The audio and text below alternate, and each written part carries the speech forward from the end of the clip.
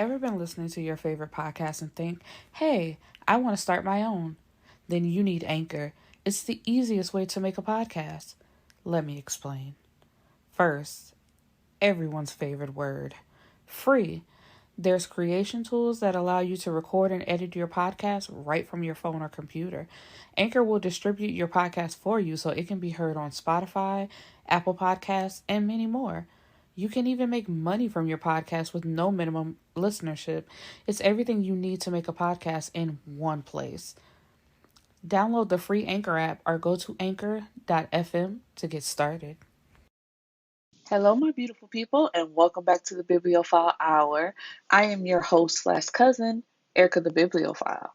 And after a very successful read a book recorder podcast where I released an episode every day for the month of January, I took a very short break, like 2-3 weeks, and now I am back. And our very first book that we're discussing is Too Hood for You by Casey Mills. Let's get into it. So we start off being introduced to Shai, who is at a doctor's appointment where she finds out she's pregnant. And she's actually 24 weeks pregnant, 22 weeks, excuse me. And this comes as a surprise to her. She's in distress because the only person she's been with was a one night stand, like 22 weeks ago. And she actually has a boyfriend, but her boyfriend is in jail. And, the doctor can sense that she's distressed. So she's just trying to calm her down. But Shai is just in disbelief. And her boyfriend calls her while she's sitting in the parking lot. And, he's like, I've been trying to talk to you. But she's like, I can't really talk. Can you call me back right now? But, because she's just trying to process. It's just like, I really have a baby and I'm talking to my boyfriend who's been in jail. And his name is Lo. Lo is in jail because he tried to rob a gas station, and he's been locked up now for a year and 3 months, and he's coming home pretty soon. And, he's being treated like shit inside the jail because he's not a part of a gang. He's not really a tough guy. Also, not too bright because he tried to rob a fucking gas station. But, whatever. And even now, they're not even really in a good place. She's just with him out of obligation because she feels like he robbed that gas station because of her. Because at that point in their relationship, she was the one like working, making all the money. And she told him, I need you to get a job. But instead of going to get a job, he go robs a gas station. I don't know how that turns into guilt for her, but she does. So this is her sticking by him while he's in there and accepting all his calls, which really makes no sense for me. And even him being in jail, he doesn't really want her. He just wants to hold on to her until he gets out because he knows when he gets out, he's going to need a place to stay. So of course he can go back to her because he can lay on the guilt trip and she'll accept it, which is so stupid because his family refuses to stand in his corner. I feel like as they should because he had a job before then, but he had got laid off. So it's just like you found that job, you can go find another one. What would possess you to go rob a gas station like a fucking idiot? And in his mind, she owes him. And so in her mind, she also feels like she owes him. So it's the perfect setup for both of them, which really makes no sense. And so we're introduced to Heavy, who owns his own bar and also does like a little side hustle. But Heavy, whose real name is Horatio, he already has a baby mama. So he has one baby on the way and unknowingly has a second baby on the way. But this relationship with his baby mama is not a good one. She been playing games the whole pregnancy, not really letting him be a part of it until she pops up and decides that she wants something or wants to mess with him. And they're talking about baby names, and um she's not really into wanting to name the baby Horatio. And then his mom calls him, like, do something with this little girl, which I did not like. I just want to put that out there. In this book, Heavy really pushes his baby. Oh, look, I forgot to mention the girl name. Her name is Pashina, but she goes by Posh. Um, he pushes her off on his mom a lot. Like, if you need anything, call my mom, talk to my mom. And it's just like, I didn't lay down and sleep with this girl to make this baby. Why are you pushing her off on me? And that's nothing. I don't see why the mom did it, because I'd have flat out told him, nigga, no, I'm not doing nothing for her. I don't have to. This is your baby. This is your baby mama. Yeah, she aggravating, but you made that choice when y'all decided to have this baby together. So I'm not doing nothing. But anyway, he tells Posh, if my baby is good, then you don't have a reason to call me. Since you refuse to let me be a part of this pregnancy, until you grow up, I told you to hit my mom or my sister if you needed anything. You hate me, I hate you, so keep it pushing. And the only reason why she's calling right now is because she needs some money. And she says, I need you to come with me to help me pick a crib for your place. You're not about to have my baby in no unsafe bullshit. It's like, girl, that's not your concern. Like, what you have at your house is cool, and what I have at my house is for me to choose.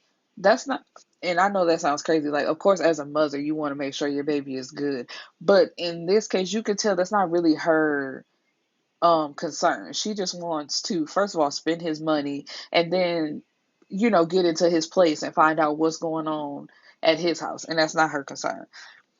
And his mom, this is when his mom grabs the phone and is like, man, just bring your ass to my house and come get her so she can leave me alone. And then he asks his mom, like, why is she at your house? Because Posh is at his house. And she's like, I don't know. You tell me. She been here all day. And I'm just like, what? Mama Heavy, you couldn't kick him out? Because I mean, kick her out? Because I definitely would have kicked her out. Like, sis, no. And then he asks his mom, why don't you just take her? You know what I need to have in my house. You can pick it out. And his mom says, you're right. I could have, but you keep forgetting that I didn't get her pregnant. Now come get this girl. And it's just like, yes, mama, get him together. But you should have been did that. I wouldn't even let her in my house. It's like, what do we need to talk about, Posh? Nothing. Get away from my door. But they let her play on the fact that she is pregnant, so she get to act the damn fool. And so Shai is at home, and she's called her best friend Eve over because, she got to put the tea on her. And Eve shows up with a bottle of Ciroc and is like, how bad is it? Because I bought this just in case. And Shai tells her, I can't drink that. And so she's like, what's going on? Why? And so Shai places the sonogram on the table and slides it over to Eve and is like, this is why. And at first, as your friend, you're like, girl, I'm not about to play with you. I don't believe this. What's really going on? And so she has to break it down like, you remember that night when we went out talking about some hot girls and Henny and they having a hot girl night and whatever type of shit. And she says the one that you forced me to go to. It's like, nah, sis, we not about to play that game. Didn't I mean she might have convinced you to go out, because I'm not gonna say force, because if you really didn't want to go, you could have just stayed at home and it's like, I'm not going. But and so it clicks for Eve and she's like, wait a minute, that night you hooked up with Heavy, so that's Heavy's baby. And she's like, no way, that was 4 or 5 months ago. And Shai says 22 weeks to be exact. And so she's like, are you gonna tell him? And then that becomes the question of how. It was a one night stand. I haven't talked to him since. I don't have his number. What am I gonna do? Just pop back up like, hey, pregnant, it's yours? Like, no. So she's like, what are you about? So what are you gonna do then? And she says, I'm not about to embarrass myself telling him that I'm pregnant. And then, he basically being like, girl, if you don't get away from me, that was how long ago? That ain't my baby. Like, so instead of even the possibility of that, nah, I'm good. We not gonna do that. And Eve convinces her, he's fine, and you wouldn't do bad, and you wouldn't do bad to make something happen with him. And it's just like, girl, I don't know this man. How you trying to push me off into a relationship with him? It's bad enough that I'm pregnant. And so then they get on the conversation of Lo, which Eve tells her, I know you feel guilty, but guilt is no reason to stay with a man. He ain't shit, he ain't never been shit, and he not gonna be shit. And once again, here's her trope of he's in jail because of me. How? You did not force him to go into a gas station and try to rob it. That is not your fault. That's that grown man's fault, and that's his business. That's why he's in jail right now. Because if you had anything to do with it, they would have locked your ass up too. And basically that's what Eve said. She was like, he's in jail for being a dumbass criminal. And she says, it was to pay our bills. And but did you tell him to try to rob a gas station in the middle of the day on one of the busiest streets in the city? Because it's like, even if I've expressed this before, you do what you got to do. I don't knock nobody for getting it how they live. But if you're going to be a criminal, be a smart criminal. The fact that you did shit in broad daylight and got caught immediately on a busy street, that's your fault. Ain't nobody. And she tells her, you held that nigga down for 2 years. You never asked him for nothing while he was quote unquote figuring things out. And the moment you put your foot down and demand that he be a man that he promised you that he would be. So these are promises that he made to you to take care of you. He go do this dumb shit and go get himself locked up, and you just supposed to stay by his side. Once again, still taking care of him because she's putting money on his books. And because my sister had to break it down for me, you can talk as long as there's like money there, because I don't know the whole system, like that. But she explained it to me, so it's just like, nigga, are you serious? But anyway, so they go back to the bar that they remember going to that night, and they see the bartender that they remember, and asking if Heavy is there. And Heavy is a single man, so he out living his life. So she done seen this play out before of a woman just showing up asking if he's there. And she's telling them, if he didn't give you his number or any way to get in contact with him, then just take it for what it was and let that be that. And Eve is gonna pop off, but I agree with Shai. She's like, you know what? No, she right. It's cool, let that be that, because it's just like, if this is what he does, then I'm not finna fight and I'm not finna argue with this girl either, because she obviously know the deal. Let's just go. But Heavy's best friend is listening on the side, and because she talks about the fact that she's pregnant, and he calls Heavy. And but before he called him, he took like a couple pics. And when he calls Heavy, Heavy is getting head, but he's like, man, this better be important. And he's like, how about the fact that you about to be a daddy twice? Is that important? And he's like, what you talking about? He's like, man, when you're done with that, fall through and we can talk about it. And so when they meet up, Proctor tells him, like, she said that she was pregnant and she was there looking for you. So yeah. And he's basically like laughing at him, and Heavy is catching the attitude. He's like, man, how you gonna laugh at me at a time like this? When I'm going through what I'm going through. I got two different women pregnant. One I used to be in a relationship and love, but now I can't stand her ass, and another one that was just supposed to be a one night stand and going on. But he remembers using like that whole night they used condoms. It was the morning after when they got in the shower and did it one last time. No condom, boom, she's pregnant. So, but Proctor is laughing at him because when he had his own situation going on, that's what Heavy did to him. And I'm like, man, men, men ain't shit. It's just like when they go through tough times, instead of being, I mean, they're there for one another, but they gonna make sure they get their jokes off in the process. It's like, I don't need you ridiculing me right now. Can you just be here for me? But anyway, Proctor's situation is he has kids who are siblings and cousins. So that means he got two cousins pregnant. And but the two cousins hate each other, so he didn't know that they were related. But when they all found out, it's just it's messy. So it's like you had sex with two cousins, and now their children are brother and sister slash cousin. And like I said, Heavy gave him shit for that. So it's like, yeah, now it's my turn to laugh in your face. And so he asked him, what are you gonna do? He says, if it's mine, I know how to find her. You know, that night when she was being had Henny and being a hot girl, she kept giving him her number and talking about where she lived and where she worked. So it's like if he want to find her, he got all type of access to her, but she don't have the same for him. So he gonna pop up and figure it out. And so while she's at work, I believe,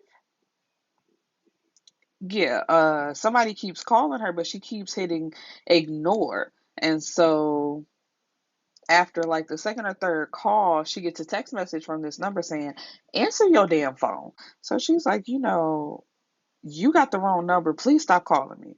So he's like, this Shy, right? She's like, who is this? He's like, you know who I am. Come outside so we can talk.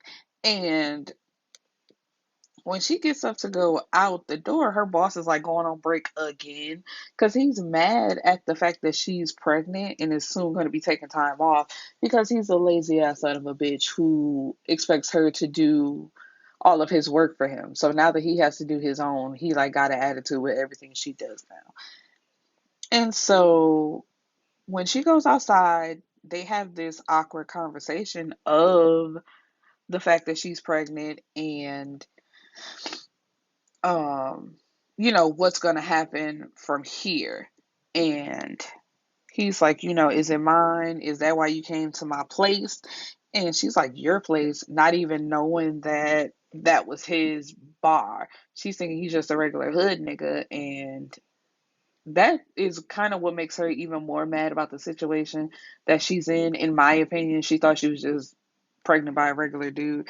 But Heavy's about something. Like, the way he dressed doesn't determine, what he has going on. And so they're gonna get a paternity test so they can figure out if it's his baby or not. Even though she knows it is, he don't know that, and you can't be mad. Like I said, this is a one night stand, and I ain't talked to you since. I don't know what you've been doing this whole time. So yeah, we're gonna get a paternity test and figure this all out. So now that she has his number, she's like, I'll call you, we'll get it set up, boom, bye. And she's trying to walk away. And that's another thing that's kind of like drawing him in is the fact that she's not like all over him. She's really at this point trying to avoid him. So it's just like, we ain't got nothing to talk about because he's like, how you doing? Are you okay? Do you need anything? She's like, until we get that test figured out, I'm good. I really don't need anything from you. Thanks though. Not they trying to pick me up, basically, you know what I mean? Like, I'm good. I don't need nothing. We good. And she said something about him and he's like, him? It's a boy? And she's like, yeah. So it's a possibility that he's having two sons because Posh is also having a boy.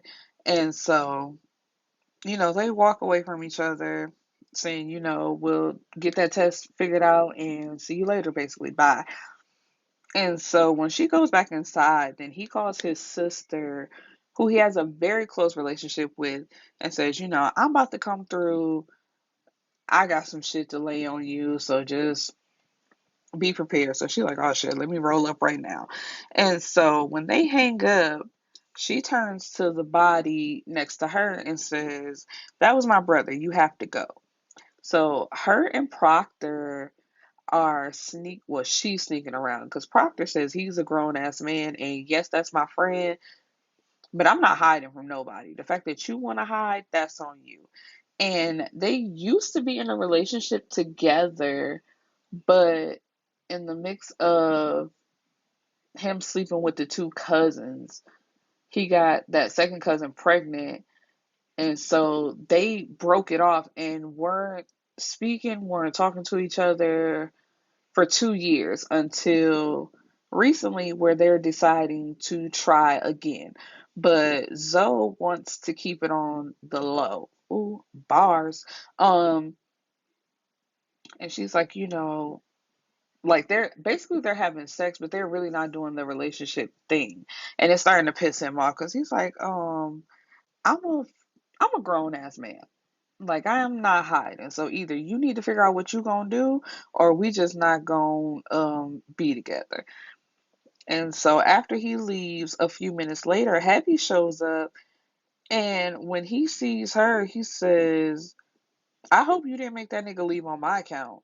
And she's acting like she don't understand. He's like, there's only one custom matte black I ate, like I just saw leaving here, excuse me, and I know it belongs to him. So, and it's not like everybody don't know that y'all back together or back creeping together. So I hope you ain't doing that for my benefit because I already know what's up, and y'all both grown. So what you hiding for? And so she tries to explain, but then she just stopped talking. So he's like, you know what? It's your life, you grown. Just know that he's gonna do what you allow him to do. That's my friend, but I don't have a say in what y'all got going on. And I love that because it's just like when your friends and family member get together, the most you can do is just mind your business. Just like he not putting his hands on you, y'all all right as far as that goes. But all that other shit, like anytime he piss you off, make you mad, or you feel away, don't come crying to me about it. Don't tell me nothing because I'm not getting in the middle of it. And so he's like, man, I ain't even come here for that. I got my own drama I got going on. How about I got somebody else pregnant? And at first, Zoe is just like, man, that ain't your baby. We ain't even worried about it. But Heavy is like, no, put some respect on Shorty name. That's my kid. And it's like, even though he asked for the test, it's just like he knows that Shy ain't on no bullshit. So he's like, man, no, that's my kid. We good. And so Zoe says, I want to meet her. And he's like, you will as soon as I get the test back.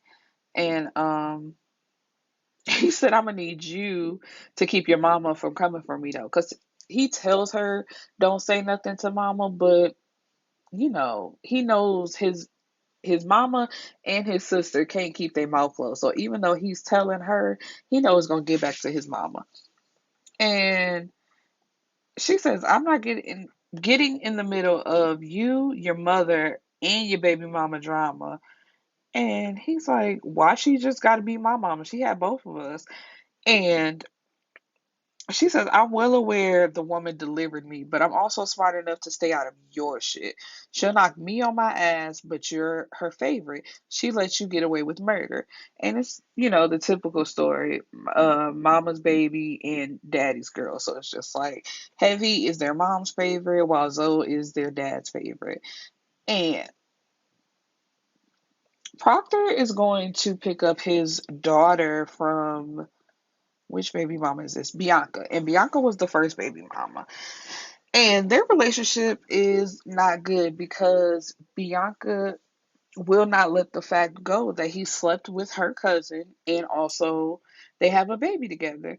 And that makes her hate her cousin even more because, like I said, their relationship already wasn't good, but now it feels like, damn, bitch, you biting off me? You had to go sleep with my nigga and have a baby by him as well? Like,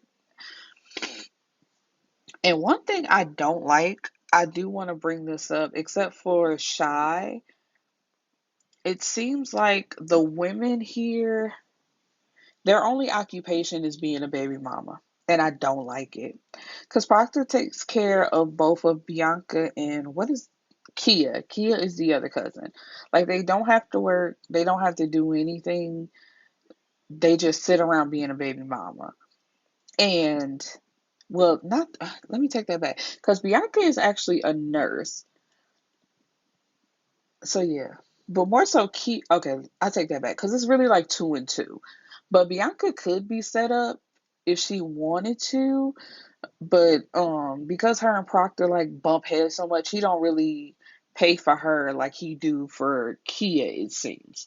And that's another thing. It's like when they get attitudes, they basically take away their money. So they hold that over the women's head as well. But when you got Bianca, who's a nurse, so I know she getting paid good money, and Shai is a person, independent woman, so she ain't looking for money anyway. But anyway, like Bianca's just saying some off the wall shit, and it's really just typical baby daddy, baby mama behavior. And what is this? Proctor tells her, I want you to find a new man so you can leave me the hell alone. Because she keeps hinting at the fact, like, I'm going to get a boo. What you going to do? You jealous I might have somebody over here? And he's like, no, I want you to actually get somebody so you can leave me the hell alone. Which hurts her feelings because she knows that he actually means it. Because I think they were also just like a sexual relationship that Bianca felt like it was something more. But Proctor continues to tell her it's never what you thought it was. It wasn't given what you said it was given. And also, she knows that Proctor and her cousin have a better relationship. But it's like, sis, if you would chill out and just be the baby mama and take care of his daughter, there really wouldn't be a problem between y'all. But every time you see him, you basically bugging out, is his point of view. So, And she says, if I'm in a relationship, then he'll be handling Lay. Because the daughter's name is Leia. How you think that's going to work? And Proctor lets her know real quick, being around her is one thing. And, as long as he's treating her good, that's all fine and dandy. But another man disciplining my daughter, yeah, okay, let's see how that works out for you and whatever nigga you decide to go get. And he tells her, play with your life if you want to. I bet Kia doesn't have the same rules. And it's just like, girl, that's all you seem to be worried about. You worried about who he fucking and what he doing with your cousin or how your cousin is being treated by him. It's like if you had a different mindset and was actually a grown woman, you wouldn't have to worry about these type of things or in a better headspace because you are grown. But if you were in a better headspace, your thoughts would not be consumed of your cousin, especially somebody you claim to dislike or hate so much. If I say that I hate you or if I don't like you, you are the last thing on my mind. You're not going to consume my every thoughts. If anything, I'm going to try to put as much distance between me and you as possible.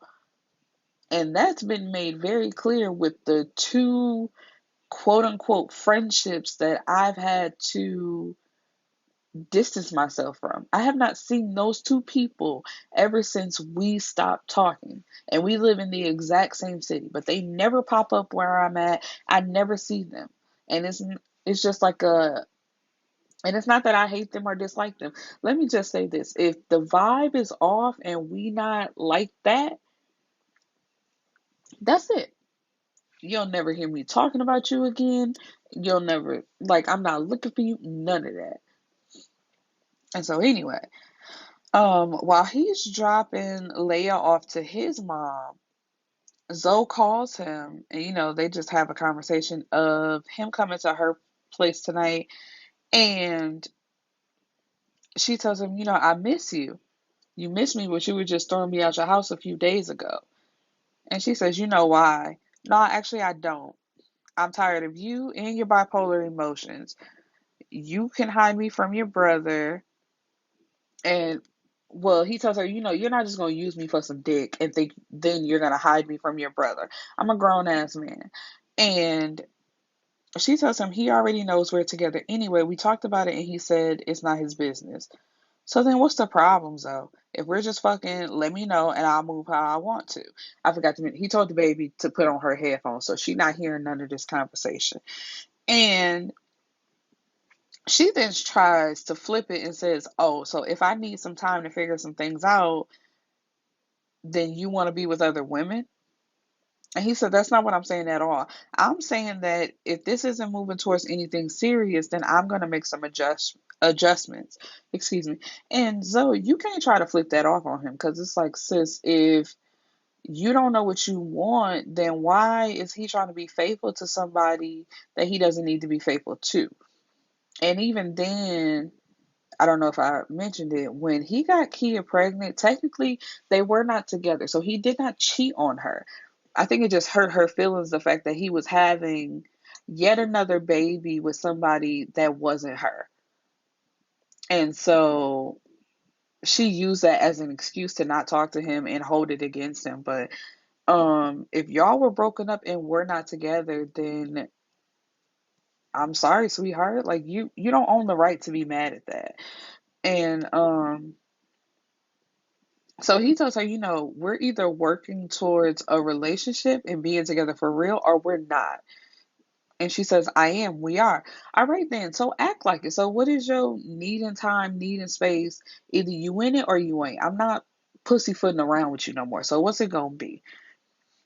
And she tells him, what up, fine, whatever. I gotta get back to work. And she's a physical therapist for athletes, which he has a problem with. He doesn't like her working around so many men, which is such bullshit and misogyny. But I'm not even gonna get into that. Whatever. Um. So after she gets off the phone with him, somebody comes up behind her saying, "Damn, you look good."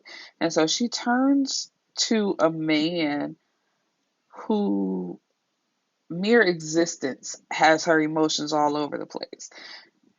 And his name is Chris. He's a famous baseball player. And she slept with him a few months ago. And she is now pregnant. And he knows that she's pregnant because he paid to get her medical records. And he's like, I know that's my baby. And, you know, I want my baby. You're going to keep it. Or I'm going to see, basically like, I want you and I want my baby. But she's like, I'm not pregnant. I don't know what you're talking about. And, um, like, leave me alone. And he's like, okay, I'll leave you alone. But the baby that you're carrying, I want it. And she's like, what are you talking about? And that's when he tells her, like, I got all that information. And don't think about doing anything stupid because I'm always around even when I'm not here. And it's just like, nigga sound like a stalker for real. So Hetty is starting to get frustrated because Shai is playing the same games that Posh is playing. Like, he can't get an answer out of her. He doesn't know anything about the baby. And she's just trying to duck and dodge him until he has to pull up on her. Like, okay. He pulls up to her job again and he finds out where she lives and pulls up to her house. Like, okay, why are you playing this game? I'm just trying to figure out what's going on with my baby. Like, we ain't even got to interact like that. Just let me know about my child. And so also he finds out that they are a month and like a week or two apart. Posh is due November 3rd and Shy is due December 20th. And so they once again have the conversation of names. And well, his conversation with Posh, she's not even thinking of naming the baby a junior. She don't want nothing involving both of their names. She don't like Horatio and she don't like her name Pashina. I don't know how she would have incorporated that into a boy's name anyway, but she just flat out said no. And that kind of pissed him off because even though he doesn't like his name, it's the fact that she wouldn't even consider it.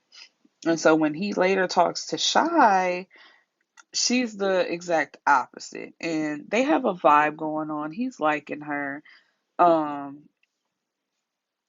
and she says, maybe we can name the baby a junior, just let me know. We can talk about names, write something down and talk about it later.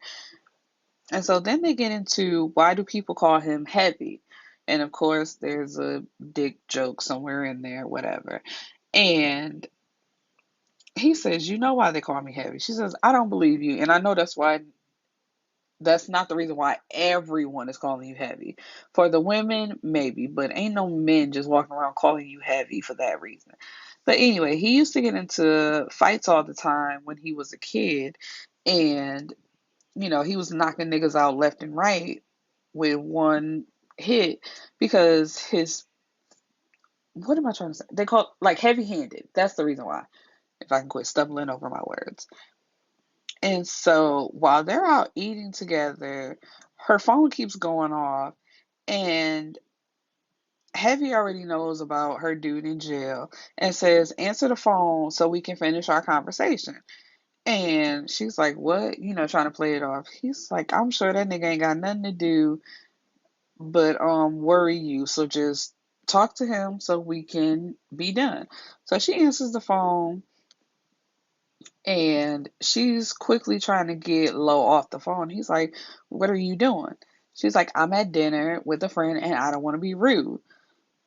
So he's like, a friend with a dick? It's like, what does it matter? If I told you I'm at dinner and I can't really talk, I'm so sorry this is the time that you called, but I gotta go. Like, and that's only because she don't really like him. Because I feel like if your boo, who you were really in love with, was in jail, you would be like, put this on pause. Gotta step outside. Gotta talk to my boo. Um, and so she hangs up on him and gets back into the conversation with Heavy. And Heavy is like, what did he do? What happened? And when she tells him, he says, who the fuck still robs gas stations? I'm like, right? Because you're not looking for no real money robbing a gas station. Like, not to say they don't make money, but not the type of money you would rob somebody for. Like, I'm not robbing nobody for no small amount of cash. If anything, we doing a real set it off. Like, we hitting them banks. Anyway, and so he says, you need to tell him that it's over. And basically, he not even important, so we ain't even gotta talk about it. And she's like, why? Because I'm with you? And he says, no, we ain't together. Yet, though. But give it some time, and you ain't even gonna be thinking about that nigga no more. And Lois supposed to be getting out in like a month or so, but she really just throws him to the back of her mind. And so they're going to have the paternity test, and everything goes as it should. Whatever, whatever. And then they get on the conversation of Zoe. And Proctor tells him, I didn't keep it from you. I just didn't feel the need to run to tell you either. Like, me and Zoe are both grown and we'll figure out our own shit. Like, you said you was gonna stay out of it, so there's no reason to include you every step of the way. And unfortunately, what happened last time, like everybody knew about it, and their mom still don't like Lord Proctor, because that last time Zoe was really depressed and really sad, and of course, parents are gonna want to protect their children, and Proctor says, yeah, it's not really your mom. I'm stressing though. And I don't like that because it's like men always do that. Like, I ain't really worried about the woman, but now your daddy. Like, why? Nigga, I can kill you just like my husband can. Quit fucking playing with me. Um, and Heavy told him, nah, Pops is cool. He said if he steps to you, then 2 days later, Zoe would be right back with you and, would have forgotten the whole thing. It would have been pointless, which is true, which is another reason to not get involved in people's relationships because, yeah, they're crying and sad and just expressing their emotions right then and there. But a few days later, they could be right back with this person and you done got your blood pressure all high and upset on their behalf and they don't even feel that way no more. That's why I don't get into people's business. And so, anyway. He goes to see Kia, and Kia, who is supposed to be the cool baby mama, she really not. But I guess he just likes her more than B, because as soon as he sees her, he's like, I mean, she asks him, you talk to B. I ran into her the other night at the club, and she was on that shit, trying to front on me, talking about I stole you and all that type of shit. And it's just like, Kia, if you the one that don't care and you supposed to be so cool and relaxed, why would you even bring this up? You just should have let him in and said, hey, yeah, your son back there, whoop de whoop, whatever, there you go. Really ain't gotta have no conversation other than, hey, how you doing? Boom, keep it moving. Because it seems like she, as much as Bianca brings her up, she brings Bianca up too. But they swear she the cool one. I don't like neither one of these hoes, but I didn't like how it was portrayed as Kia was the cool one. You know, she didn't have a problem. She accepted it as what it is. But not only do she bring up Bianca, but anytime they get into a fight, she's engaging with Bianca. It ain't like a one-sided beef. Kia be doing bullshit too. And I don't get it. And Heavy brings that up like later in a conversation. Well, no, they were on the phone. I thought she was he was at her house. They were on the phone. And when he hangs up, Heavy's looking at him like, you good? And he says, yeah, Bianca worried about the word wrong things. And Heavy is like, but Key is not though. Basically saying what I said. I'm like, yeah, y'all sound cozy on the phone, and I'm not getting into your shit, but don't play me about my sister. And that's another thing too, because I'm just like, if you're not calling me about my kid, what are you calling me for? I don't know. I don't know. Anyway, um, and so after Shai's doctor appointment, Heavy takes her to his mom house, basically just deciding that he's going to introduce her to his parents, which I can understand because it's like there's no easy way to break this type of news, so let's just go ahead and get it out the way. But when they pull up, Posh is pulling up as well. And so this is Shy's, well, basically both of them finding out about each other at the same time. And Shy is very upset about this, Um, excuse me. And when he gets to his parents' door, oh, you know what? I messed it up. My bad. First, they get to his parents' door, and when his mom opens the door, his mom starts hitting him and says, what the hell is wrong with you, boy? You just keep sticking that little dick of yours unprotected in all these women, and now you not only have one baby on the way, but you have two. And that's how Shy found out. And so she turns around, heading back to his car, and she's very upset about this. Like, no, fuck you, let me go, I'm leaving. You already got somebody else pregnant. But it's just like, Shy, baby, how do you feel away? You don't really know nothing about him. And even though y'all been having conversations, it's like it's a conversation about trying to figure out how this baby is his or not. He really don't owe you the explanation of saying, oh, I might have another baby on the way. Because in all actuality, what does that have to do with you? Nothing. Unless your son or y'all child together is going to be around this child. And even then, it don't even really matter because when you're splitting custody, what one parent does is really none of your concern unless it's harmful in some way. And then you have to have evidence of it being harmful. So then you can go through the proper channels and get your child away from said parent. So it's just like really anything a parent does with the child when it's not in your care or your time with the child is really none of your business. And so then that's when Paz shows up. And she starts basically trying to throw her weight around of her being the first baby mama, being special in some type of way. And it's just like, really, girl, don't nobody care about you? Go away. So Chris is still harassing Zoe and threatening her. And she hasn't said anything to anybody, which I don't understand why. Because having the type of family that you have, I would have been said something like the daddy used to be in the streets, Heavy and Proctor, although they don't move drugs, they move guns. So they got a little bit of power. And, they thugs for real on the low while having legitimate businesses at the same time because Proctor has like a trucking company or something like that. So, like they legit with they shit on the side. But anyway, she don't say anything, and the reason she doesn't say anything to Proctor is because basically she's a hypocrite.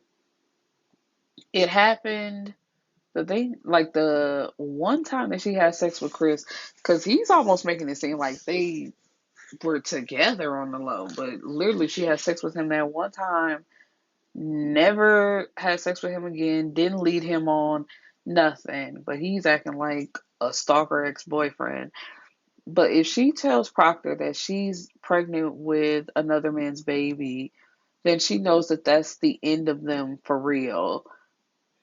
And she doesn't want that to happen. And also, another part of this being misogyny is it's not the same when a woman does it. Like, he can go out and have two separate kids with two different women while they were broken up. And she can be okay with, she has to be okay with that.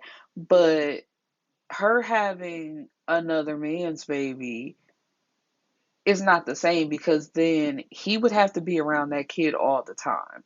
She doesn't really have to be around his two children, which is not true, which she has accepted both of his children and she loves them. She takes care of them. But on the opposite, he can't handle. I hate men. Like, I honestly hate men.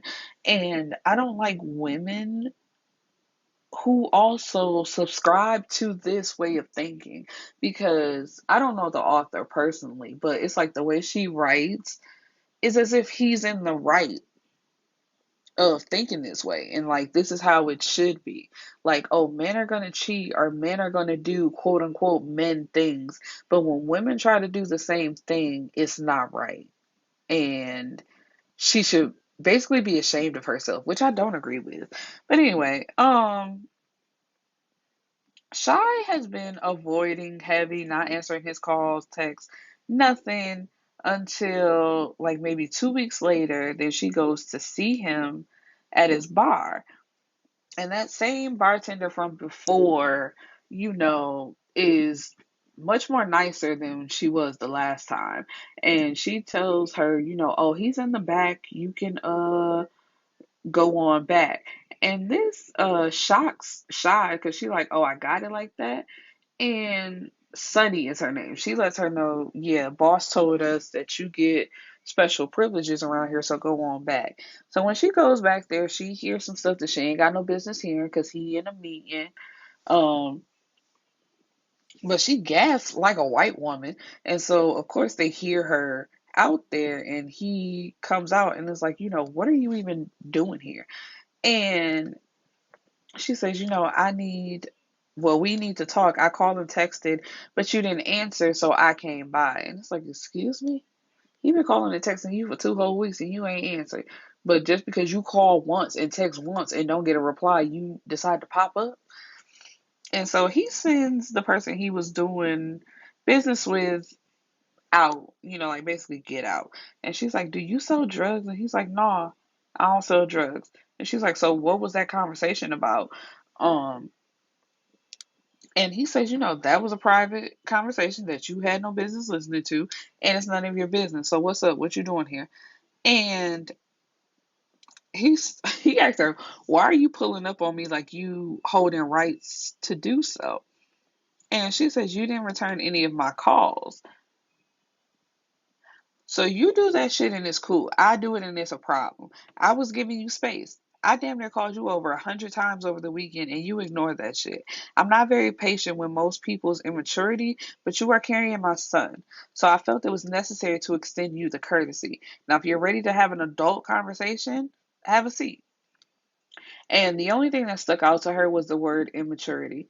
But it's like, you are being immature though. If he's calling you, trying to check on you and check on the baby, and you don't answer, you don't say nothing, and then you turn around and call him one time, send like one text, and you don't hear nothing, now you just popping up. Yeah, that's immature.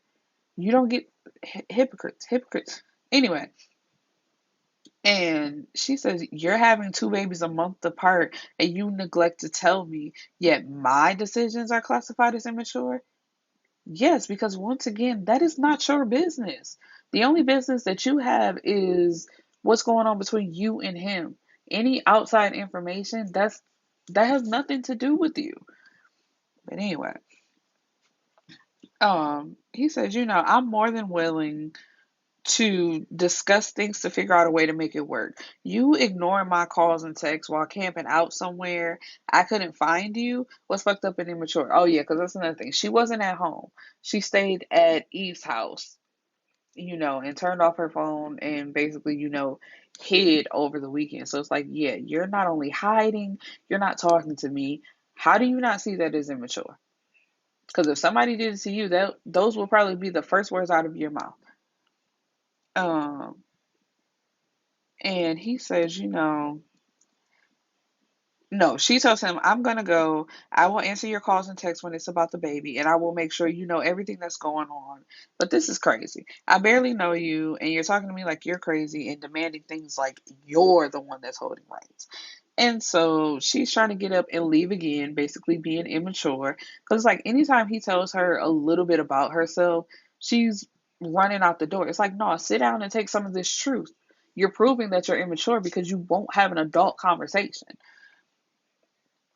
But he wraps an arm around her and brings her back into him and says, why do you keep running away when things don't go your way? And so, they're getting closer and, he just brings her in and he starts kissing on her. And basically, because, like they're feeling each other for real. That's basically what it is. She's trying to hide the fact that she really likes him and the fact that she does really like him. And then to find out that they have a baby, well, he has another baby on the way. It hurt her feelings. So, anyway, he tells her that she's too stressed and that he's going to help her relax, which equals out to bang, bang, bang. But they get in, well, the start of bang, bang, bang. They get interrupted by a knock on the door with Sonny coming in to tell him that there's a guy named Maxwell out there waiting for him. And, he's so wrapped up in Shai, he forgot that he got business going on. So he sends her home and says, I'll be over later to help you out with that.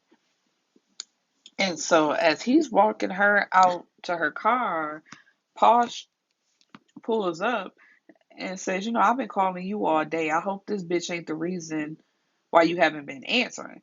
And Shy like, excuse me, bitch? And it's like, yeah, bitch. And you know, damn, I always get ahead of myself. Posh wasn't even at his parents' house that time. This is the first time that they're meeting. And this is when Shy realizes that this is his first baby mama.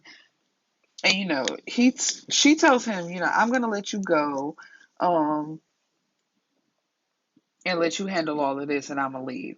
And because Posh couldn't tell that Shy was even pregnant at this point, and so she tells her, I don't give a damn if you fucking her, but what you won't do is not answer my calls, knowing that it could be an emergency. This baby is a priority, and then she tells Shy, yeah, bitch, leave. He's on our time right now. You can have what's left when I'm through. Ain't that right, baby daddy? And Heavy shuts her down real quick. Like, there ain't a damn thing between us but that baby. So you can cut this performance out real quick. And, you know, Shy pulls away from him and goes and leaves. And when she leaves, he turns to Pops like, man, what the fuck is your problem? Like, you don't already know what my problem is. Who the hell is that? I guess you call yourself with that simple bitch since you trying to check me in front of her. You know better. Here you go on all this expensive shit, but you still sweating her. And that's the saddest part. It's like Posh, she never grew up either. So I guess he got a thing for immature women because their backstory was they've been together since they were teenagers. But as they got older, Heavy grew up. He wanted other things. It's like he wasn't going to be in the streets all his life. He's like, I got plans. But Posh just want to be queen bee of the streets and be popular or hated on by hood rat bitches, I guess. And he saw that and she cheated on him, and that's what really broke them off. So it's like he could handle her immature ways and basically let her keep fighting, but as soon as she cheated, that's when he left. And so, And her thing is she just want expensive things to flash in front of other people. And so like he said, you up here and all this expensive shit, looking cute, looking good, you got my baby coming, so you set on money. But yeah, you still sweating somebody who looks beautiful and just simple wear, ain't even really said two words to you. But you calling her a bitch, you calling her simple, like yeah, you real pressed. So anyway, and she tries to play it off and says, no one's sweating her but you. If anything, she's sweating me. Regardless, she will never come before me. This is my guarantee. And she rubs her stomach. And it's like, that's where you're wrong. Because as soon as that baby is actually out of you, you no longer come first. And that's why I hate certain women. Like when they get pregnant, they milk that shit. And that's exactly what Posh does. And she tells him, I don't want your stupid ass, but I can make sure nobody wants you either. Don't play with me. So basically, she plans on making his life a living hell unless he does what she says, which with men like this, it never goes that way. So I don't even know why she would think it is. Also, can I say a trope that I have a problem with in books like these is the women always claim to know what type of nigga they messing with, but they always do dumb shit though. I never understood that. It's like I know that nigga's crazy. I've watched him kill people. I've watched him dismember people. But then you still play with your life and do some dumb shit that you know is gonna piss them off. But I guess because you think you're you, it couldn't happen to you. Does that make sense? Anyway, whatever. So he steps up to her and says, oh, so you don't want me? And her breathing changed, and you could tell, like, girl, you wet right now. Cut it out. And so he basically reads her the riot act and was like, girl, you took one look at her and you got jealous as shit, and you still call yourself trying to have control over me, but it ain't gonna happen. So take your ass home, and if you need anything about the baby shower, hit my mom or my sister up, which I've already told y'all I had a problem with. And unless it's about money or something about the baby, leave me alone. Bye. And this hurts her feelings for some reason. And quote unquote, up until this point, she wasn't interested in anything but the benefits that came with being connected to Heavy. And if that was the case, then why can't you sit down and play your part? Not knowing that you really cutting yourself off because you don't know how to sit the fuck down and let it be done. And for some reason, Posh calls Zoe, knowing that Zoe can't stand her. And Zoe tells her, you can at least pretend to be cordial. Why? If I don't like you, I'm going to make it known that I don't like you. Why would I? Anyway. And Zoe tells her, why would I pretend with you? And Posh tells her, because I've never done anything to you. But bitch, you gave my brother 17 stitches on his back when you cut him while he was trying to do the right thing and walk away from you after he caught you in his house FaceTiming another nigga.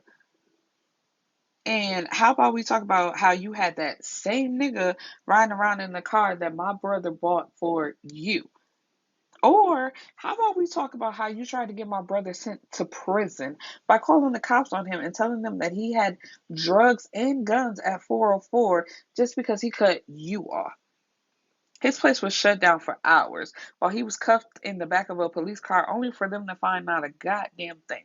So tell me again, Posh, why would I pretend to be cordial or act like I like you, bitch? Like, I don't understand why ain't nobody knocked Kosh, Kosh, Posh's fucking koofy off her head. I don't understand. Because at one point, that bitch wasn't pregnant. And I know that some of this shit happened before then. Anyway, so she says, you act like he's so innocent. Every action has a reaction. If I cheated, it's because he cheated. If I acted out of character, it's because he pushed him to it. He pushed me to it. And it's like, okay, nobody's saying that he's innocent. But bitch, you cut him. You was talking to another nigga in his house. If you at least gonna cheat, be smart about it. And then two, you got this same nigga riding around in a car, but you claim to only be with Heavy for the benefits. or, being associated with him. So you know that everybody knows who this nigga is. So why would you be riding around like people not gonna report back to him that he saw your ass in a car with somebody else? And then you called the police, like, snitching? Bitch, you snitching? And the fact that everybody knows that you snitching? I'm still trying to understand, how is Posh still alive? Please tell me. I got my blood pressure up. I can't believe it. So anyway, after she gets off the phone with her, she calls Heavy, but Heavy doesn't respond. So she sends him a text like, call me ASAP. Your crazy ass baby mama is making threats about keeping the baby from us. And this is, I've said it before, I've said it again. All of this would be evidence. I would be making sure I keep track of all phone calls, all text messages, receipts of everything that I bought, and we will be going to court and I will be getting custody. I'm like, I'm not having, you don't want to let me see the baby, you don't want to let me know nothing. All right, as soon as you give birth, as soon as you give birth, we going straight to court. I'm not playing with you no more. Cause it's like, yeah, you doing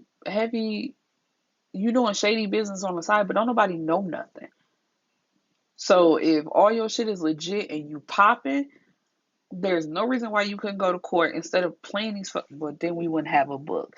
But I'm just saying, like in real life, people go through this in real life too. It's like there's no reason why you should be able to get your shit in order and make sure you have your kid and not play none of these games with her, because it's exhausting at this point. Um, So anyway, Zoe gets a call from Chris, who once again like puts her in a bad mood, and she's sitting out in her car outside of Proctor's house, and she has her eyes closed and her hand is on her stomach. So then there's a knock on the window, which is Proctor sitting there looking at her. Like, why are you sitting out here holding your stomach? What's going on? And she says she's just tired and hungry. And he pulls out a bag saying, that's why I picked up food on the way. I got you. And although they are together, are acting like nothing's wrong, Proctor's watching her and he notices that something is off with Zoe and he's trying to figure out what it is. And so, but he doesn't say anything. He basically just lets it be and says, he's just going to continue to watch and see what happens later. And while they're having sex, or after they have sex, it's like they notice the shift in each other. And so it just becomes really awkward. And because she can feel him pulling away, and he, like I said, he notices the change in her. So it's just like, what the fuck is going on? Heavy pops up to Shay's house after the club incident to basically explain his past relationship with Posh and how they got to where they are now.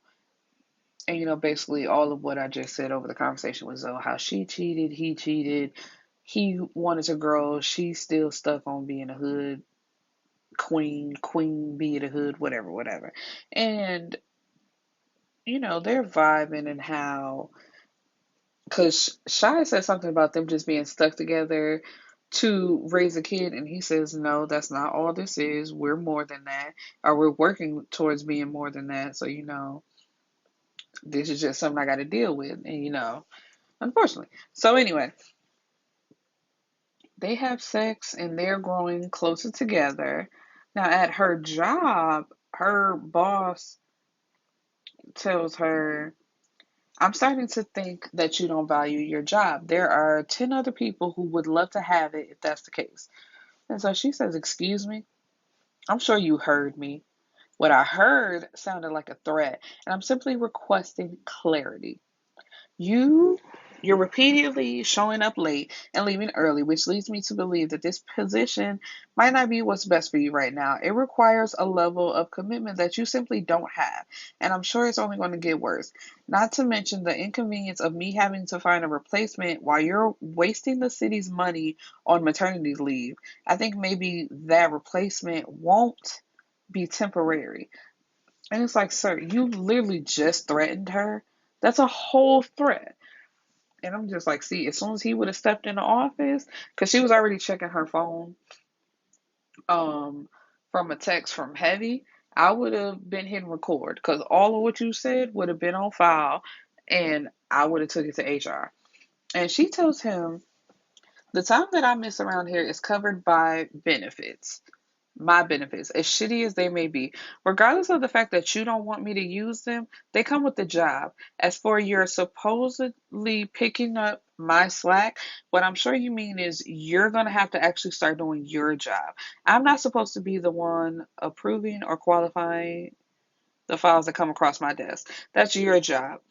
But because the work somehow keeps ending up in my office, I'm the one who gets it done. I'm a lot of things, but I'm not stupid. Fire me if you want. Hell, you can even replace me. But trust when I say that I will sue the shit out of you and this office for unlawful termination. I might not like this fuck ass job, but it pays the bills. And if I leave, it's because I choose to. Not because you think that you can fire me just because I don't kiss your ass. And so of course, because he got put in his place, the only thing he can say is, "Who the hell do you think you're talking to?" Motherfucker, I'm talking to you. Didn't you just come in my office popping shit? I'm talking to you. And so then we hear a voice behind them saying, "Who the fuck you raising your voice at?" I know for sure it's not her. So once again, Heavy has just popped up into this goddamn office. This is like his third time here. So the only thing her boss can say is, "You're not supposed to be here." And your disrespectful ass is not supposed to be raising your voice. And, of course, he's like, "Who are you?" Heavy tells him, even if you don't personally know me, you know I'm somebody you're not supposed to be fucking with. So yelling at her is yelling at me. So I suggest you find some sense, or I'll help you find it. And trust me, you don't want me to do that. So Shai is trying to get him out, like, come on now, it's still my job. I know I was just talking shit, but you can't come in here helping me talk shit. I'm be fired for real. And Heavy tells him, "You need to apologize." I'm not apologizing to anyone, especially not her. And it's like, what? This happened. This is happening at my job right now.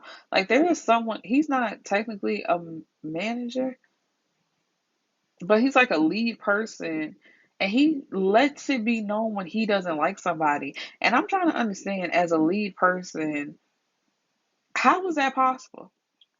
Because if you make it known that you don't like somebody and you're not treating them fairly, you should have been fine. You know what? I'm gonna be quiet because I just don't understand how people can still keep. I said I was gonna be quiet. I'm gonna shut up. Um, and Heavy literally taps his index finger against John's forehead and says, "You're a dumbass, but I got something for that." So he walks out. Like the cubicles.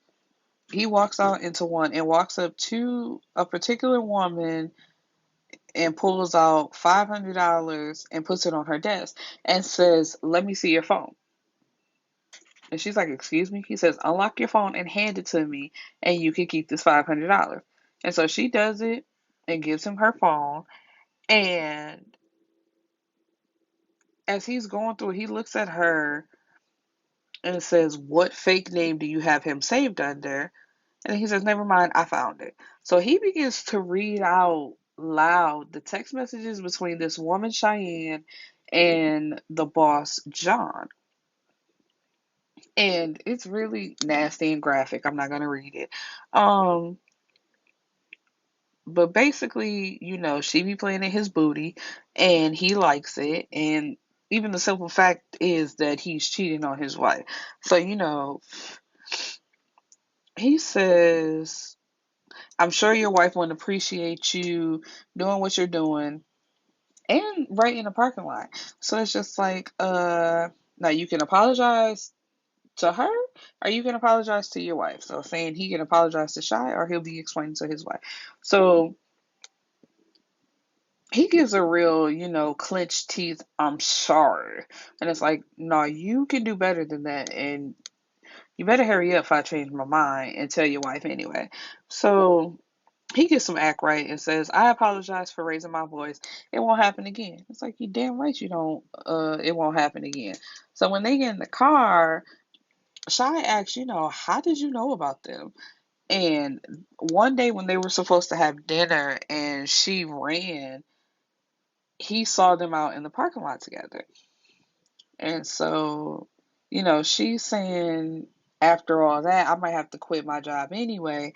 And he tells her, if you want to quit, then quit. If you want to work, that's cool. But you don't necessarily have to work there. You don't really have to work at all because um, I can find you a better job, but you don't have to work. Like, basically letting her know, like, I'll take care of you. But Shai is like, not doing that. I will not be a kept woman. So I don't know what you're going to do, but that ain't going to be it. So, and he's like, what does that mean? I'm just offering you a better situation, so if you don't want to work, you don't have to. And she says, so what, you'll be paying all my bills and I'll be controlled by you? No, thank you. I'll figure it out. I always do. And he tells her, I'm not sure what you're used to dealing with, but you need to reevaluate your ideas of what a man is if you plan to deal with me. You know, having women having sex, that's plentiful in my world, and that's not a threat, it's just facts. Don't confuse my kindness or my ability to accept responsibility for anything other than what it is, which is me being a grown ass man who handles his business. So, like I said, you can either work or not, but just know that you're going to be good regardless. And so she tells him a little bit of her backstory, which is her mom doesn't work. Her mom never has work. And her dad is the city manager, Chancellor Chandler Abrams. And so he's like, okay, what is that supposed to mean? And she says, my dad is the reason why I don't want you or anybody else taking care of me. Her dad has wanted to be mayor. He still does. And her mom's whole life is catering to him to help him reach that goal. And when she was a kid, she just used to watch her mom running around trying to be the perfect wife. And her dad is an asshole. He's not abusive, but he's not nice either. He's well, what should I say? He's not physically abusive. But it seems like he's emotionally and verbally abusive. And everything was always, and that's another thing, like she's talking in past tense as if this is not still their life. Like everything is always about him. Everything that the mom wants to do, he shuts down saying that it'll get in the way of what he's trying to do. And it was never about them. It was never about them as a family, more so about him and his image and his political career of what he wanted. And so her mom is miserable. He controls all the money, which means that he controls her, which is not a good thing. Um, and she says, I've seen what that looks like, and I don't want to be her. She loves him, but she resents him too. The crazy thing is, I can't really blame him because she put herself in that position. So if you understand that, then why can't you take that knowledge and use it towards your advantage in some way? You don't have to end up just like your mother. You can be better. Um, and Heavy tells her, not all families are dysfunctional and not all men use money as control. His Mama Heavy is a defense attorney or was a defense attorney. And, his dad gave her the choice of keeping her job or focus on the family. And, she handled a few cases for their dad, and that's it. Then she became a stay at home mom.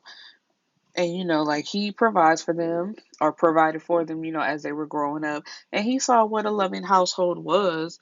And he says, my pops isn't running or controlling a damn thing about Beverly Wright. And that's his mom's name, which is true. It's just like, okay, yeah, their dad makes all the money, but look at my mom and look at how she acts. It's like, unfortunately, your mom, which I know that's not what he was saying to her, but how I took it, like, I'm sorry that your mom is weak and, staying with your dad because he controls all the money or provides all the money. But my dad also provides all the money, and you see ain't a damn thing weak about my mama. Basically saying, like, that's your parents, that's their situation, but it's not ours. And for some reason, she decides to bring Posh up and says, you pay all her bills too. And it's just like, why wouldn't I? Which is basically the conversation that he tells her, like, basically, this is really the lifestyle that she's used to, because when we were together, I was taking care of her then. And I'm taking care of her now. And she's also having my baby. So, yes, I'm making sure that she's taken care of. And he says, the same way that you and this baby is my responsibility, so is Posh and that baby, which I don't really agree with. It's like, you can take care of the job without taking care of the mama, because it's like, bitch, you can go get a job too, but that's not really my business, so I'm gonna be quiet. Um, and so a few days later, Mama Heavy and Shy are out shopping under the guise of it being Beverly's money, until she lets her know, this is the only way my son can get you to spend his money, is if I say that I'm doing it and we go shopping together.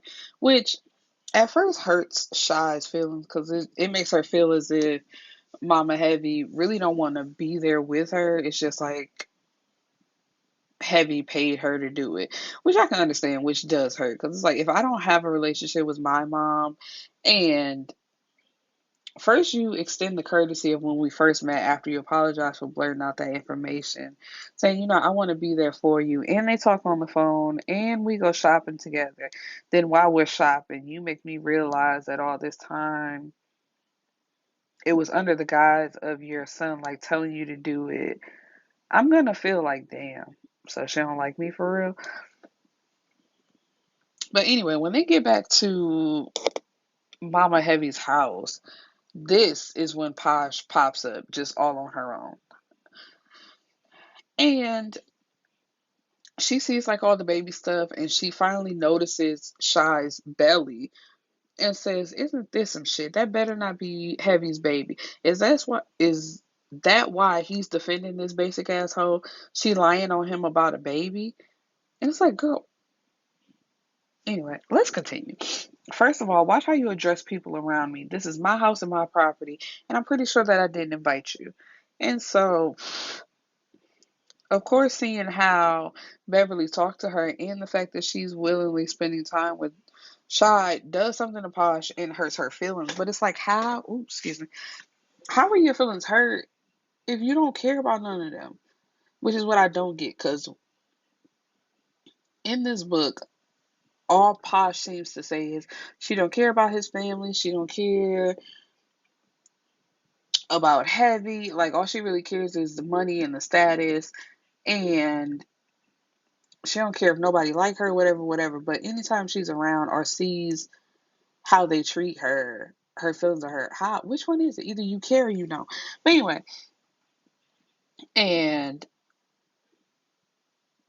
her only thing is she had the advantage of being the baby mama, but now that she sees that he might have another baby mama, that means she's no longer as important as she thought she was. But it's like, sis, you were the only one thinking that you were that important. Nobody else thought that. Um, And so Mama Heavy tells her, that's none of your business. If my son feels the need to have that conversation with you, then he will. And she tells Shy, call me when you get home so I know you made it safely. And then Posh turns to Miss Beverly and says, really? You been shopping with this bitch and I can't even get you to return a phone call? And it's like, girl, you don't care about these people, remember? Why do you care about what she's doing with somebody else? And she also says, wow, after all these years, you're choosing sides like that? Do you even know this bitch? How are you sure that that's your son's baby? And it's like, sis, but you was cheating too at one time. How do we know that your baby is Heavy's baby? But Beverly just tells her to go home, and if you have questions, ask Horatio. And it's like, but Mama Heavy, you should have been doing that. Like, I wouldn't have put myself in the middle of nothing. I'm not going shopping with, as sweet as Shy is, and how it's great, and how she want to check on her and make sure everything is good. I wouldn't have been close to neither one of these heifers. When my grandbaby get here, that's when you call me, because then that's when my duty step in. But until then, I don't give a fuck about none of that shit. About none of that shit. I don't give a fuck about none of that shit. About none of these bitches. I don't care. And so, anyway, Posh uses this as an opportunity to break down fake crying and holding her stomach, which Mama Heavy rushes to her side and says, what's wrong with you? Are you okay? Is the child okay? And it's just like, really, Mama Heavy? You don't realize that she faking? Wow, okay. And she is really put on the show. I can't. It it hurts. I need to go inside and sit down for a minute. I'm sorry, but no, don't be sorry. Come on. I'll call Heavy just in case we need to get you to the doctor. Maybe I'm heartless. But as soon as she would have said, I need to sit down for a minute, we closer to your car. You can sit in your car. As a matter of fact, give me the keys. I'll drive you to the hospital. And you can call your mom and she can meet you at the hospital. But there's no way you're coming in my house. Especially after this little performance. Anyway, whatever. And so Shy was already leaving, but as she's walking past, she's like gloating and basically saying to herself, like, checkmate. Like, what are you checkmating? You don't get anything. I hate bird brain bitches. Um, and so Mama Heavy done called Heavy and told him, to come over and rush over. So he's like, did she say what was wrong with her? And she's like, no, but she back there laying down saying that she needs you here right away. And it's like, once again, Mama Heavy, I don't get you, Miss Lady. It's like she's saying she having cramps, and you say let's go to the emergency room, and she says no, I just really want Heavy here. How do you not see bullshit through that? It's like if something could really be wrong with you, seeing my son's face is not going to magically make that pain go away. And if it is, then you're not really cramping, you just bullshit, which I could see right here. Um, but anyway, he's like, okay. And then asks if they got everything handled with the nursery. And Mama Heavy says, yes, but you need to find a way to make her have peace with your spending. She feels like I'm plotting against her with you. But it's like, but you are. Like, okay.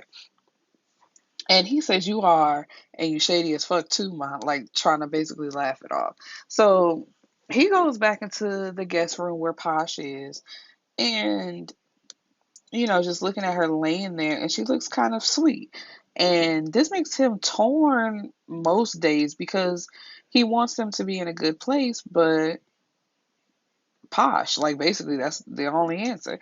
So he says, what's going on? You scared the shit out of my mom and had both of us worried. I don't know. I just felt pain, like really bad, and I got scared. So why would you not go to the hospital then? And he says, okay, so let's go. Let's go get you checked out. And she says, no, can you just take me home and stay with me for a while? I'm sure I did too much today and need to rest. That's all this is. So why would you not then let his mama take you home then, if that's all you needed? And girl, no, I'm not finna sit with you. We not like that. And we not gonna be like that only when you decide. And he tells her, he's like, because he see the bullshit. He's like, nah, then you can just stay here until you feel better. My mom won't mind. And Then she says, you know your parents don't like me, especially your mother. So if you knew that, then why would you plot to stay your ass in her house, in her guest bed? You laying in her guest bed right now.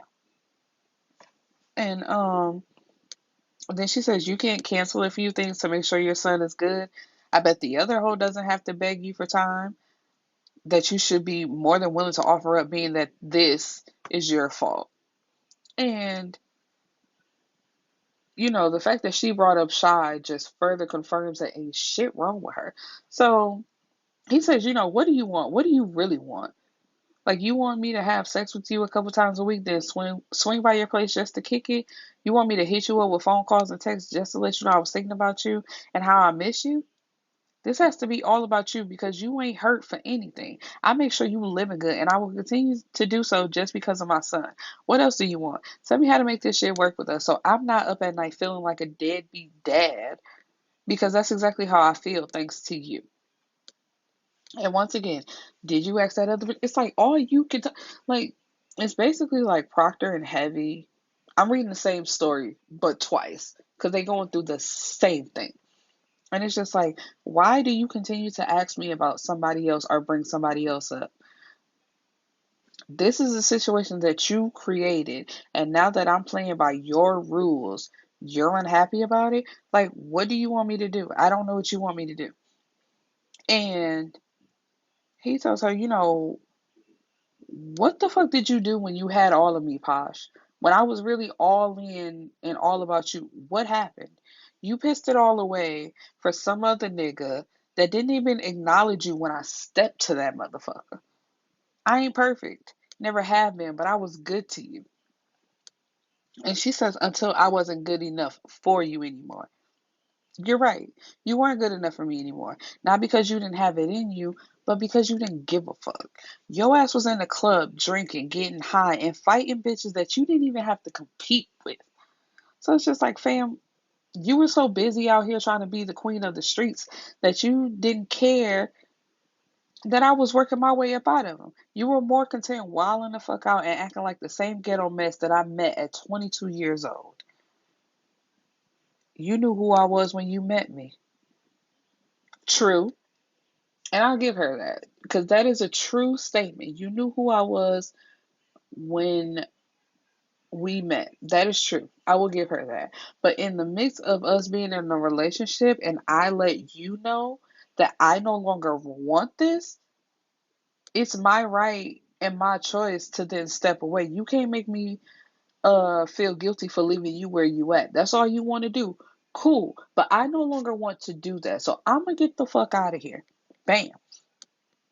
And he says, you're right, I did. And I thought we could grow together. I needed more. And instead of you stepping up, you got with the next nigga in my bed, letting that nigga ride around in the car that I bought you and expecting me to be okay with it. I guess I was just supposed to be like, okay, cool, do you? And she says, I tried. Tried what? And he says, no, you didn't. And so because they're not yelling back and forth, here comes his mom yelling out his name. And it's just like, what you yelling at me for? I'm not finna hit her, but I can talk to her how I want to. And we're having an argument right now, so get back. But he tells her, we aren't ever gonna be what we were. Stop trying to complicate things. Let's just raise our son. The only way we can do this is if you accept what you are versus what you used to be, and it can't be no other way. And so then he looks at his mom and tells his mom, make sure she's good before she leaves. I'll hit you up later. And it's like, no, get this girl the fuck out my house, Horatio. I'm like, why do I have to keep dealing with your baby mama? I don't understand. Um,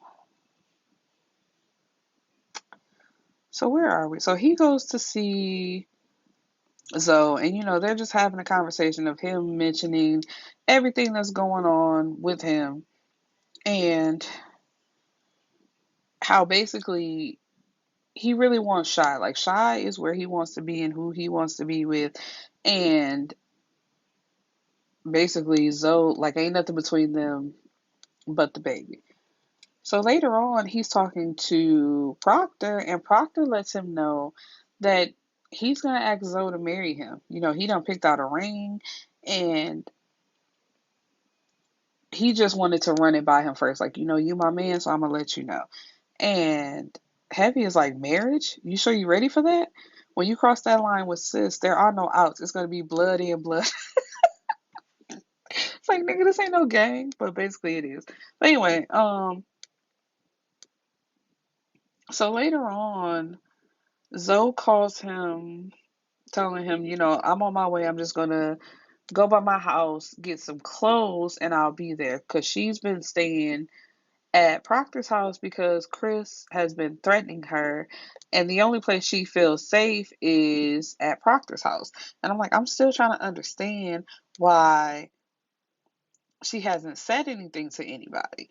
And so he offers to meet her there, saying, he can grab a few of his things and just come over to her place. And she says, no, I want to come to your house. And while they're talking, there's a knock on her window, which is Chris.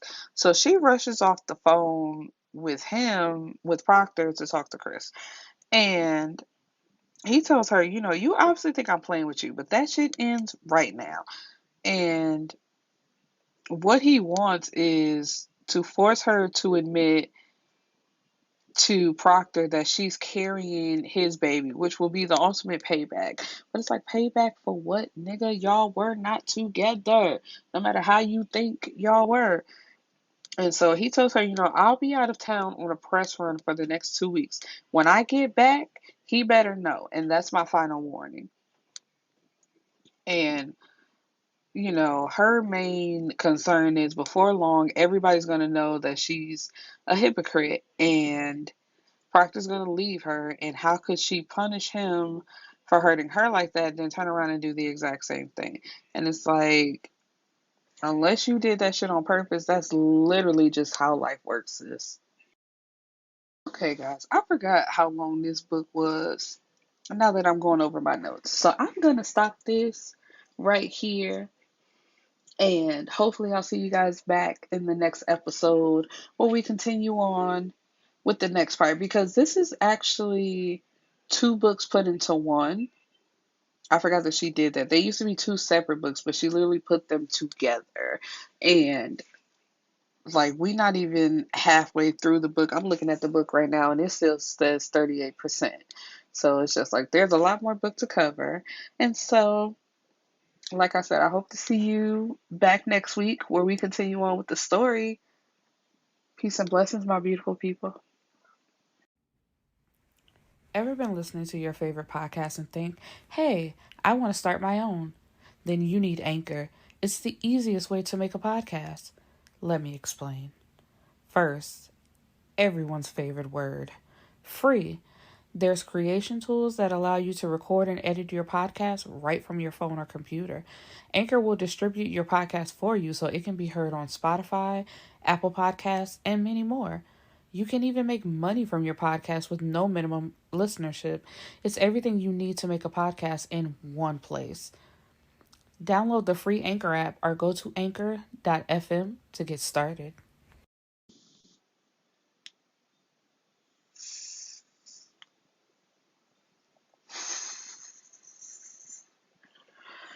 Hello, my beautiful people. It is your cousin, Erica the Bibliophile. And I have been gone for a minute, and I am back with the jump off. We got a new name, new me. No, I'm just playing. It's the same old me. But I did change the name of the podcast to Between the Sheets, literally. Yeah, because honestly, I just thought the Bibliophile Hour was boring, plain, and honestly, just me being lazy and not really thinking of a good name. But I've changed my name and I'm ready to jump back into these books. So let's go.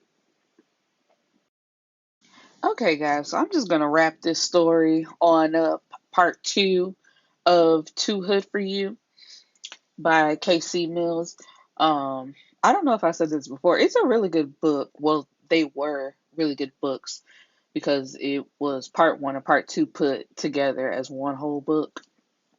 Um, but yeah, I enjoy Casey Mills' writing. I've read plenty of her books, but yeah, let me wrap this up. So after where we left off the last time, Heavy and Proctor are invited to a party of one of their like business associates. And at that party, both of Heavy's baby's mamas are there. It's just like at one point he sees Posh first, and she out here looking crazy. It's like as a full pregnant woman, she has like pasties on and like a G string and a sheer cover of her body. And the dude that it's like telephone. The dude that she's been hanging out with lately is actually the dude that she cheated on Heavy with. Now he's back around. But he is the cousin of the associate that invited Heavy and Proctor. So they together and he feeling like, oh, my cousin is like this man over here, so they not gonna touch me, whatever, whatever. So he was like kind of talking greasy to Heavy because it wasn't Proctor, it was more so Heavy.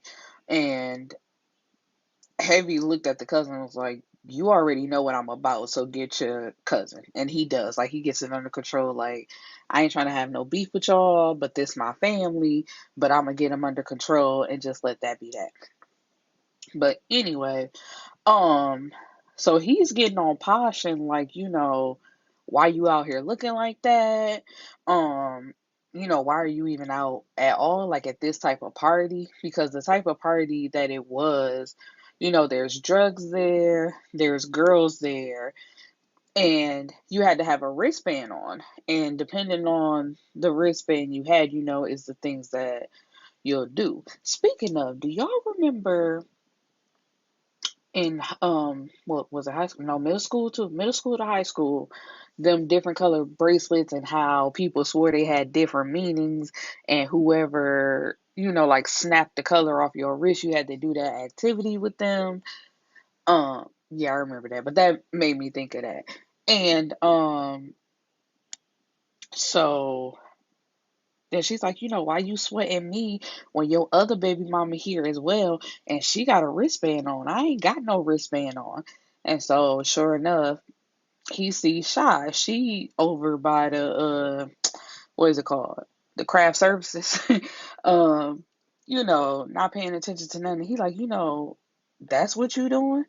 And she like, what are you talking about? My friend invited me. Oh yeah, her friend Eve,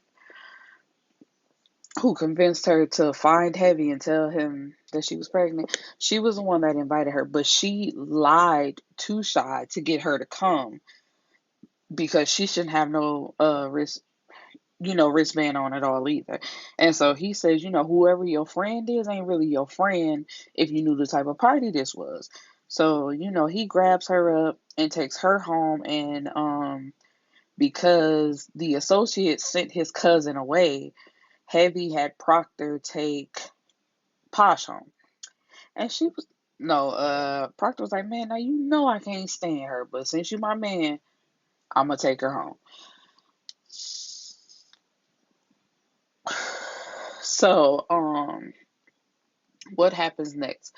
So it all comes to a head with Z and Proctor as far as her being pregnant, because Chris, the baseball player, was, I think, trying to sue her for custody of the baby, and to stop her from having an abortion if she tried to have one.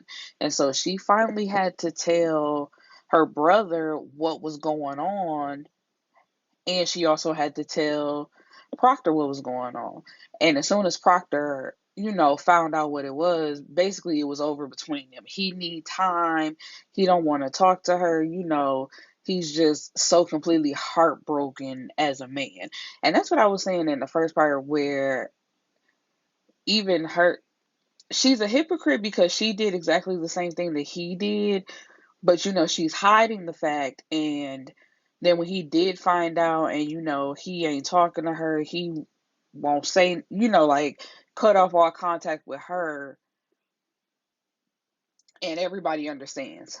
Like, while she's going through it, basically everybody is trying to tell Z how she's wrong and how, you can't do a man like that. What he did, that was just whatever, but nah, you can't do that. Like, do you hear how stupid you sound? And that is the thinking of so many people. Like, a man is such this strong but fragile at the same time as thing that you have to be careful with, but at the same time, let them do whatever to you. And, it makes you stronger, and that's it. Like, that's all you get.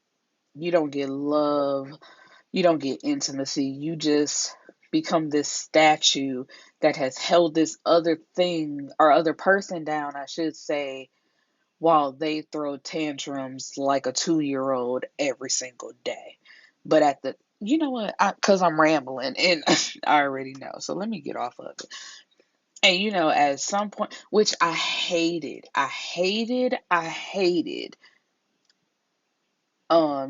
Z miscarried because she was so depressed about Proctor, basically breaking up with her and wanting nothing to do with her and falling into a depression and being stressed about Chris suing her and trying to have this hold on her like he does.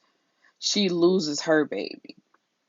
And at one point he brought that up. He said something, like, you don't have to see my kids every day, but every time I see you, which basically he's saying would have been every day, I would have had to see this person that you created with somebody else. But it's like, okay, just because I don't have to see them every day, I still get that reminder. And it's like, even though we've been together all this time, it would be you have your kids and I have my kids, but we don't have kids together. And that goes back to what I just said about, it being okay with her having to deal with that, but because he's a man, he wouldn't be able to be with her if she would have kept the baby, which she should have broke up with him right then and there. But everybody is, in this book, this is the way everybody thinks. So it's just like, she should be grateful that he came back, but don't do this shit again, basically. Like, I can do it, but you can't do it. And anyway, Posh ends up getting hooked on drugs. And so, before that, her and Cool did a drive-by on Heavy, and Heavy had Shai with him. I think which caused her to go into labor. Yeah. And so Posh and Cool go into hiding. And in that time, Posh starts doing drugs. And so she calls Heavy and Shai taking care of their baby, which is Horatio Jr., which I thought was cute in the end, because even though he didn't like his name, it's like, you would want to have a junior, I would think, because I have thoughts about juniors. But um, anyway, so one day he gets a call from Pops, like, come to this city, he at this hospital. He's like, he who, what is you talking about? She like, the baby, I don't want him, but you can come pick him up though. So when he goes to this city, because the baby's been abandoned and they really don't know if he the daddy or not, he can't, basically he can't have his son. So what he does, he calls his mom, because Mama Heavy used to be a lawyer. So she works it out to where they get a DNA test, proves that he's the daddy, and so he takes the baby home with him, who they name Harrison, which I also thought was cute. I kind of like, I don't know, if it's not excessive, where like everybody in the family has the same letter in their name, like the first letter. So everything's cool and dandy until Posh comes back. So her sister pulled her into the restaurant one day you know, and she's like, tell him. And you could tell that it's more so the sister than Posh, because Posh is still on drugs. She really don't care. But anyway, she's suing him, or, trying to fight him for custody of the baby. And he's like, you out your mind if you think that you getting anywhere near my son. And so the sister interjects and, like, he's our family too, and you can't keep him from us. But that's exactly what Heavy was doing all that time. Posh was gone until the sister pulls up with her, basically like forcing her to do this. Cause yeah, when he got the baby back, they was trying to see him, but he said, ain't happening. She abandoned him. I have my son. We gonna raise him over here. And of course, Shai having to do the same thing. Well, not really the same thing, because she had just met this nigga. Like, they just really getting to know each other. Um, but she took Harrison in with open arms. That's her baby now. That's her son. You know, whoop de whoop. So in court, of course, they revealed the fact that she ain't got no job, she ain't got nothing. He been taking care of her whole life, and all of a sudden she gets on drugs and abandons the baby. She called me, told me where I could pick him up. I had to do this with my mom as the lawyer. Basically everything laid out. Like, she abandoned him. She's still on drugs at this moment, actually. And, she really don't want nothing to do with them. Like, make her take a drug test right now. And so she agrees, knowing that she has drugs in her system. And by the end of the trial, she's like, you know what? I don't even care anymore. It doesn't matter. I don't care. And so that's the end of the stories, basically. Z and Proctor get married. And then Shai and Heavy, I think they get engaged at like their 1 year anniversary, you know, because Z had asked, like, y'all gonna follow in our footsteps? And she's like, Shai is like, if he wants to. He's like, man, I've been trying to get her to marry me, but she don't be wanting to do it. And so she was like, no, I didn't want to pressure you, like, we'll get married when it's our time, basically. So, he's like, well, here, put this on. And just like gives her the ring or whatever. And that's their happily ever after. They got their 2 kids. Um, Proctor and Z got Proctor kids, and everybody lives happily ever after. Which, as I've expressed in part one and this part, I don't like that way of thinking of where it all surrounds the man and what you're willing to deal with just to say you have a man. But yeah, I'm excited to be back, you guys. I honestly, I don't have a book ready for next week, but I'm gonna try to find one, because I really neglected my podcast for like damn near 2 months, and I hate that, because when I first started this, I was like, oh, this is my baby. I'm gonna do this, and I like basically cut it off. So I want to get back to being passionate about it, as well as the other podcast that I do with my two best friends, Nichelle and Kayla, known as the Collective Three. As always, it is RIP JQ. My friend, we miss you so much. So while he is no longer with us in the physical form, I joined their podcast. And it's just three friends talking shit about whatever we decide to talk about. So if you want to, you can go check that out too. The Collective Three, and the E is a 3.